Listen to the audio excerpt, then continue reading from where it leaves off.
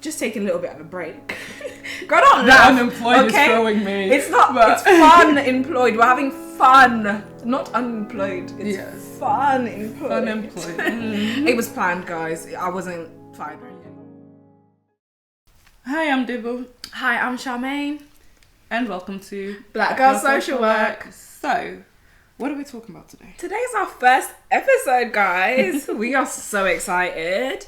So today's our first episode. We're just going to have a little bit of an introduction of who we are and what we're actually going to be doing on the pod. Yeah. You know? So, Deb, what is your current role? So, first of all, before we go into that, how are you? Let's do a little check-in, okay? How you doing, girl? On our first episode, how you feeling? How you doing? You know what? I'm actually good. You good? I'm good. Love that. I'm okay. I don't feel stressed, which is surprising. That's a change. It's a big change. That's a change. That's a big change. Okay. But yeah, how about you? Good. I'm actually in the same place as you. Yeah? Not feeling stressed. I'm comfy at the moment. Yeah, because you're not working. Of course I'm not working, baby. I'm unemployed. You're so unserious. Okay, guys, on a real, I'm taking a little break. Yeah. It's like a well-needed break. Yeah. A very well-needed break. But then hopping right back into social work. Good but yeah, for you. That's me. Good luck to you. Thanks, girl. You're going to need it. I know.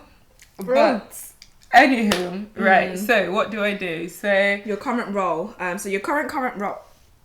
Girl, English is really doing its thing, isn't it? My struggle. Girl, I was not born in this country. Let me just remind you and let you know here, okay?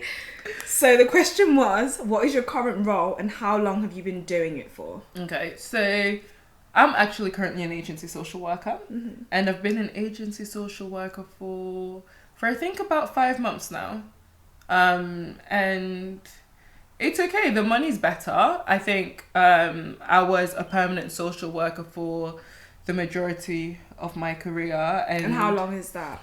So I've been qualified since 2019. So since 2019 up until I suppose June of this year, I've been a permanent social worker, which quite frankly, unfortunately, did not serve me as much as I wanted it to.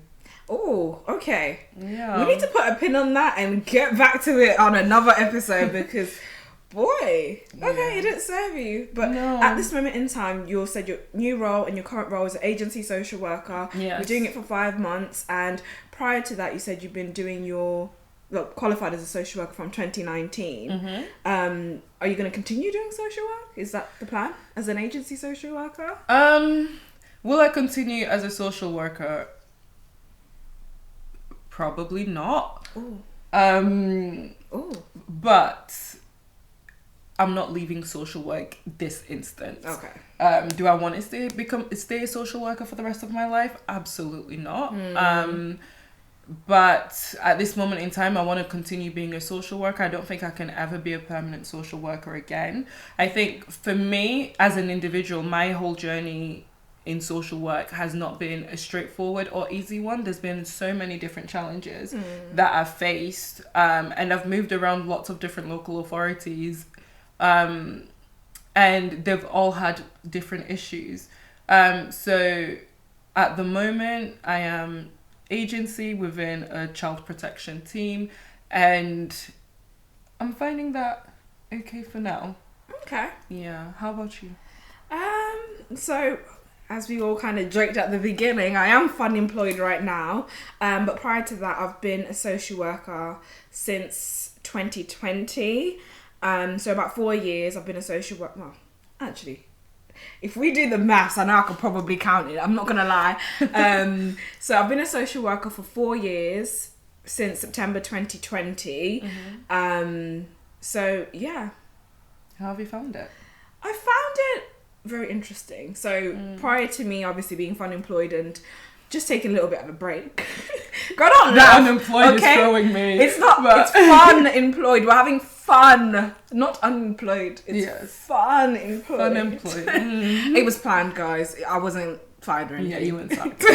No, it was planned. I wanted to take a break, so I chose to take a break and handed in my 3-month notice. But hey, that's a whole other thing. We'll talk about that later on. Time. But yes, I'm finding it okay at the moment. But prior to that, like I said, I was also in the local authority. Mm-hmm. We were also in the same local authority, so that's how we actually met. But yeah, I was an advanced social worker since April of this year, but now I've quit, so that's me. But I'm going to, so my next steps and what I'm going to do is I'm going to be an agency social worker. That's what I quit to do. I quit permanent social work just to be an agency social worker for the next few years, and then rejig and see what happens after, really. How I'm finding it, or how I was finding it, was very stressful. To say the least. To say the least, which is why I think I'm kind of harping on about this time being stress-free and why I'm loving it at the moment and just trying to have a good time with it. But I do enjoy what I do. I love children. I love what I do and helping people, so that's the main thing, really. And I think for me, that's the motivation. That's what keeps me in this job. That's why even when I'm at the point whereby I feel as if I can't stay in this environment anymore, because most of the time for me, what I've noticed, it's the work environment that we're in that makes it really, really difficult. We've worked in some toxic work environments. And so the love that I have for my job to help and support people sometimes is too much. So much so that for this year, literally my mantra is I refuse to give my all to my work, because last year I gave so much, but even now I'm still giving so much because I truly do care. And that has kind of like that has a part to play when I'm thinking about leaving a role. Sometimes I think about, I don't want to leave because I want to continue supporting this family up until I feel like they're at a point where they're a little bit more secure and stable. But I always end up leaving because I just can't stay there anymore, unfortunately. But are you planning on staying in social work for the rest of your life? Not for the rest of my life. Oh, hell no. So before I even started social work, do you know what? The reality of it is, people don't tell you what the reality of social work is. And that's what kind of gets me. You go through uni. So I started uni in 2017. You go through uni and you actually think, this is how social work is supposed to be. This is what your job is and what your role is. But the reality of it is, it's very, very different. It's not just the families that you're working with, which is literally the least of your problems. It's the other professionals. It's the kind of dynamics. It's management. It's senior management. It's having numerous managers, changes, global pandemics, things like that affect you and you don't even realise. It's also probably the lack of support. Most people are leaving these roles because of the lack of support and the lack of good managers, unfortunately. And that might not even just be your direct manager. It could be senior managers or kind of structural organisational issues that then affect and trickle down all the way to the bottom, per se, the social workers that are going out, seeing the families. That's who it affects, not the ones up there making all the decisions that are not even out in the front lines. That's very true. And social work at the moment is a revolving door, unfortunately. So there's children that I've worked with that, for example, one of my cases that I'm working with right now, this child has only been in local authority care for just over a year, and in that time he has had 6 social workers. That's so sad. It's incredibly sad. And he's a young boy, so to think about, if you put it in that perspective, I guess it just emphasizes how much of a revolving door social work is. I think when we first started, the survival rate, let's not call it survival rate, guys, the expectancy rate for social workers was 10 years, but now it's gone down and I think it's 7 years. That's a big jump though, if you think about it, because if you think about how long you've been doing it for, I ain't got many years left. I've only done it for 4. I definitely don't have a lot of years left. And it's just, I think it's unfortunate because at the end of the day, it's the children that are going to end up missing out on quality kind of support from the social workers. They're not going to get an opportunity, or they're not going to even want to build a relationship with social workers because, oh, you're number 7, you're number 8. That's how the children see it and the families see it. And it's so unfortunate that in those circumstances, when you're trying to do your best to help these families and children and adults, if you're working in different sectors with adults and things like that, you do want to do the right thing, and you are going out to do the right thing. Your role is so important as a social worker. It's just, again, all these multitude of factors that you have to take into account when you're going out there and knocking on the front door and actually doing the work with them, which is sad. It's really like, sad. You want to do better, you want it to be better, but those are just the effects of what social work is like right now. And I think, how do you kind of overcome that? I don't think it's up to us as the social workers. I think this is I think a lot of it has to do with management. I think what I've noticed now, a lot of the senior managers who have been out of social work practice for so long, they will come up with policies that don't even make sense. Let's keep it a buck. It don't even make sense. Okay.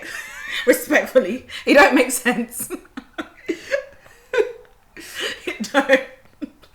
I mean, that's what I was going to say. Just a bit more demure way. I'm just saying. But yeah, exactly. A lot of the policies don't make sense. I guess everybody's under a lot of pressure. That pressure's been pushed down onto the managers, who are then placing it on us. And I suppose it's also how you deliver the pressure, how you communicate with your team.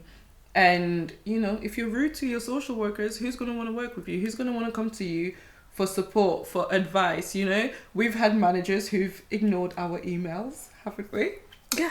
When we've needed support. So ignored emails, ignored phone calls, ignored. You can see they're online. You're messaging them and you don't get a response. You get ignored. You get ghosted. And I can see you in the office, so I'm going to walk up to you and say, excuse me, I'm trying to speak to you, you're ignoring me. Yeah, I think the issues with managers we're going to come back to in a different episode, because there's been a lot. But at the same time, as much as we've dealt with managers that aren't so great, we were really, really incredibly blessed to have an amazing manager when we worked together. Just incredibly supportive, really guided us, and was really there with us every step of the way when our cases went off.